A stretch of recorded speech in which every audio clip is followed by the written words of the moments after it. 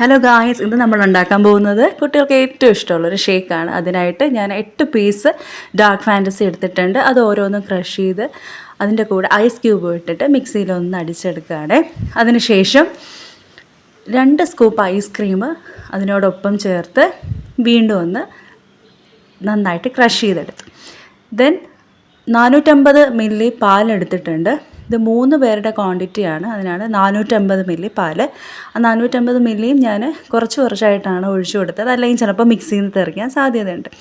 So അതിനെല്ലാം ശേഷം ഒരുമിച്ച് അടിച്ചെടുത്തു.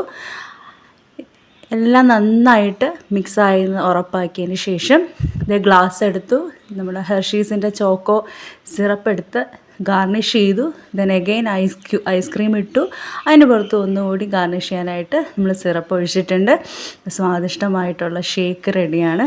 അപ്പോൾ അത്രയേ ഉള്ളൂ, അടിപൊളിയായിട്ടുണ്ട്.